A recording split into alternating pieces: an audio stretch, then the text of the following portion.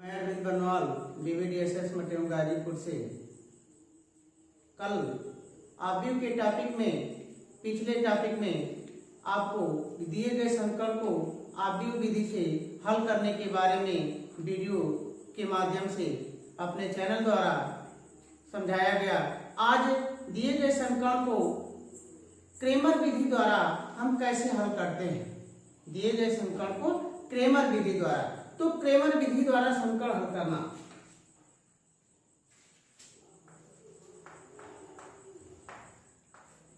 Cramer विधि द्वारा समीकरण हल करना।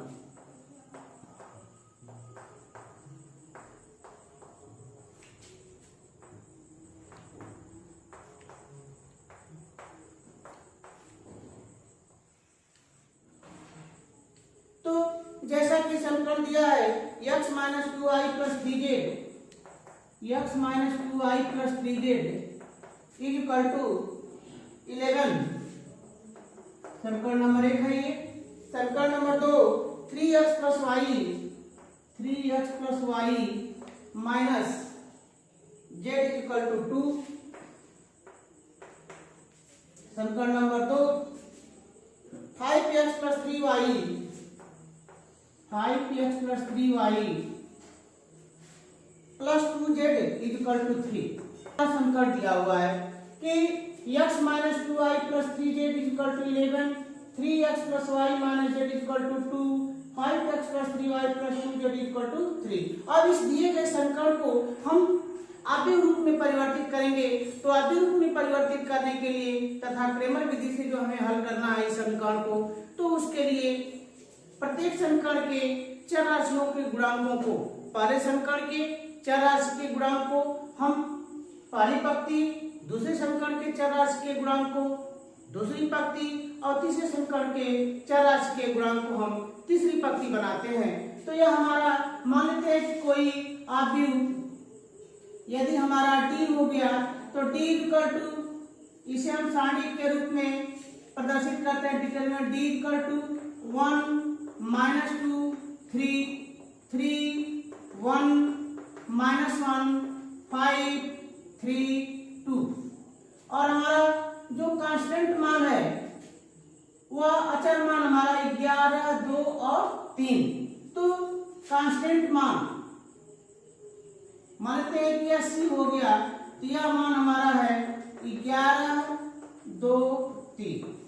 अब इस डिटरमिनेंट d के प्रत्येक स्तंभ को हम इस अचर स्तंभ द्वारा हम रूपांतरित करके हल करते हुए जो है हम x y z का मान ज्ञात करते हैं। तो सबसे पहले इसका मान, हम d का मान ज्ञात करते हैं। तो d इक्वल टू, अब किसी भी पंक्ति अथवा किसी भी स्तंभ के सापेक्ष हम इसका विस्तार कर सकते हैं। तो अगर हम a11 के सापेक्ष यानी पहली पंक्ति के सापेक्ष विस्तार करते हैं तो 1, पहली पंक्ति और पहला स्तंभ छूट जाएंगे, तो 1 माइनस 1 3 2 माइनस 2। तो पहली पंक्ति दूसरा स्तंभ 3 माइनस 1 5 2, 3 माइनस 1 5 2 प्लस 3 इंटू 3 1 5 3 3 1 5 3। अब इसे हम सरल करेंगे तो हो जाएगा 1 into 2 1 2 minus minus plus 3 minus minus plus 2 3 2 6 minus minus plus 5 plus 3 3 3 9 minus 5।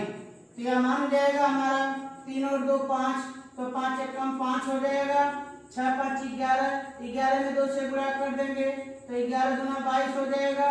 फिर 9 में से 5 घटा देंगे 4, तो 4 का मान हमारा 12 हो जाएगा। अब इसको जोड़ देंगे तो 5 22 और 12, तो 22 5 27 और 12 39। तो यह हमारा मान हो गया d का 39। अब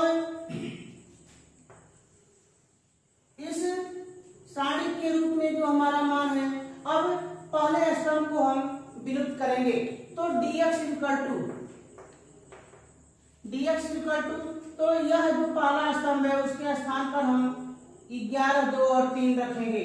तो dx इक्वल टू मान हो जाएगा हमारा 11, 2, 3 -2, 1, 3, 3 -1, 2। अब इसको हम सरल करेंगे फिर, तो 11 पहली पंक्ति छूट जाएगी, पहला स्तंभ छूट जाएगा, 1 -1 3 2 -2, यह हो जाएगा मान हमारा पहली पंक्ति और दूसरा स्तंभ 2 -1 3 2 2 -1 3 2 प्लस 3 इंटू तीसरी पंक्ति पहली पंक्ति तीसरा स्तंभ, तो 2 1 3 3 2 1 3 3, यह आ जाएगा मान हमारा। तो 11 ब्रैकेट में लिख देंगे 2 धन 3 माइनस प्लस 2, 2 गुना के 4 धन 3,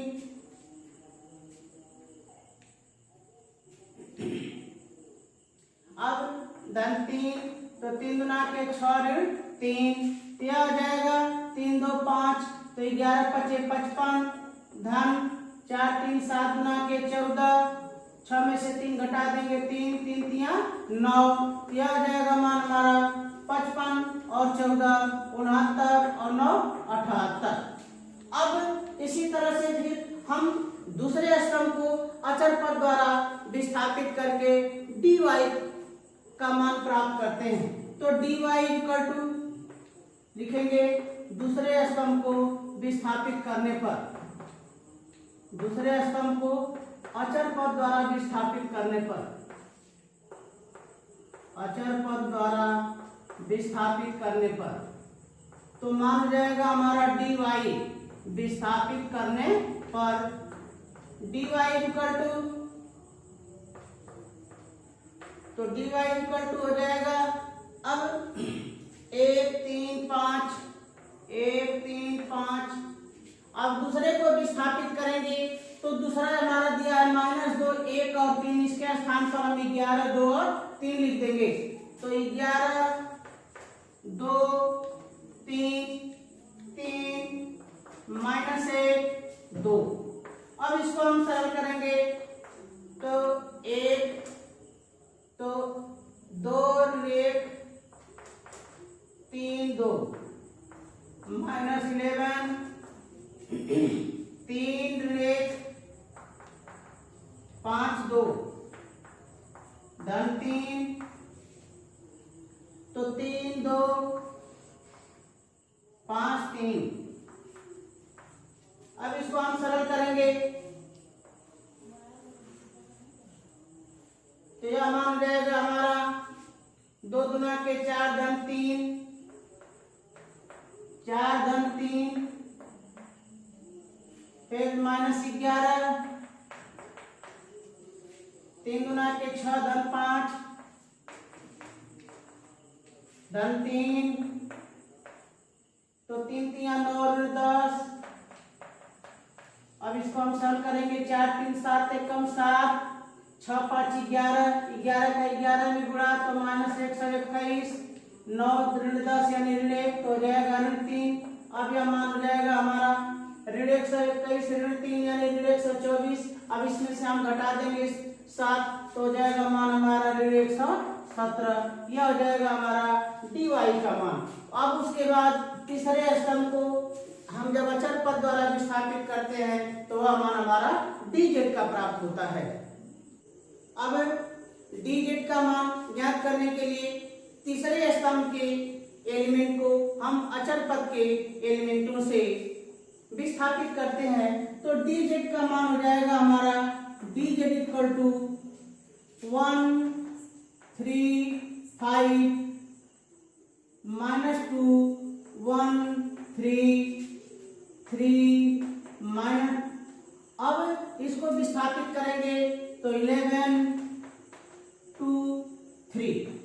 अब इसको सरल करेंगे, तो हो जाएगा 1, तो 1 2 3 3 1 2 3 3 -2 3 2 3 2 5 3 प्लस 11 3153 3153 फिर आ गया 3 एकम 3 3 गुना के 6 प्लस 2 3 तिया 9 माइनस 5 गुना के 10 धन 11 3 तिया 9 ऋण 5 एकम 5। अब तो 3 ऋण 6 यानी ऋण 3 का गुणा कर दिए ऋण 3 9 ऋण 10 ऋण 1 ऋण 2 9 में से 5 घटा दिए 4 तो 11 चौक 44 तो ऋण 3 ऋण 2 यानी ऋण 5 हो गया और 44 में से 5 घटा दिए तो मान हमारा हो गया 39। तो dx का मान मिला हमारा 78, dy का मान मिला -117 और dz का मान मिल गया 39 और d का मान हमें पहले से मिल चुका है 39। तो x इक्वल टू फार्मूला हमारा है dx अपॉन d। तो dx अपॉन d dx के मान में हम d से भाग देंगे तो dx का मान हमारा है 78 बटा d का मान हमारा है 39। तो 39 से जब हम 78 में भाग देंगे तो 2 बार भाग जाएगी यानी हम कह सकते हैं कि x का मान हमारा 2 हो जाएगा। उसी प्रकार फिर y इक्वल टू तो dy अपॉन d तो dy का मान हमारा है -117 तो -117 और बटा d का मान 39 तो भाग देने पे मान हो गया हमारा -3 तो y इक्वल टू हो गया -3। अब हम इसी प्रकार z का मान ज्ञात करते हैं तो dz अपॉन d dz का मान हमें अभी मिला 39 और d का मान भी 39 तो 39 बटा 39 यानी हो गया मान हमारा 1 अर्थात z का मान हमारा हो गया 1।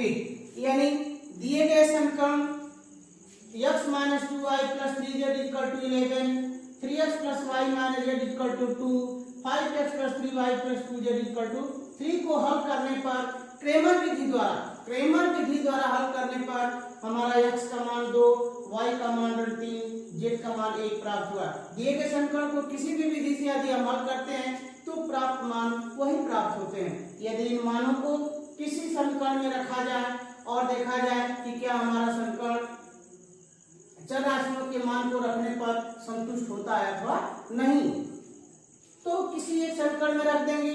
x का मान अगर रखा जाए 2 तो 2 हो गया ऋण 2 3 6 धन 6 हो गया तो 2 धन 6 8 हो गया और z का मान 1 तो 3 एकम 3 8 और 3 11 अर्थात हमारा समीकरण संतुष्ट होता है। इस प्रकार क्रेमर विधि द्वारा हम समीकरण को हल करते हैं। पुनः नियम समझे। क्रेमर विधि द्वारा दिए गए समीकरणों को हल करने के लिए सबसे पहले 3 राशियों से युक्त जो समीकरण में दिए जाएंगे उनके गुणांकों को हम लिखकर एक सारणी तैयार करते हैं।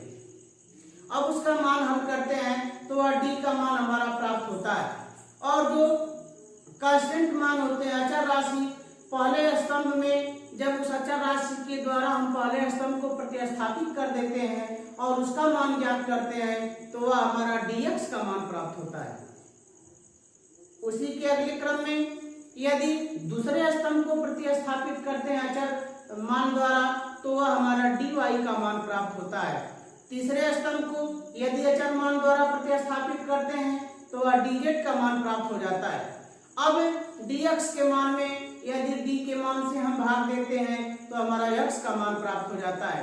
dy के मान में अगर हम d से भाग देते हैं तो हमारा y का मान प्राप्त होता है। अगर dz के मान में हम d से भाग देते हैं तो हमारा z का मान प्राप्त होता है और प्राप्त मान अभिष्ट हमारे आंसर होते हैं। इस प्रकार हम क्रेमर विधि द्वारा समीकरण को हल करते हैं। अब इस वीडियो को आप पूरा देखने के पश्चात यदि आपको जो भी बातें न समझ में आई हो उसे कमेंट करें आप और इसे लाइक करना न भूलें। बहुत बहुत धन्यवाद।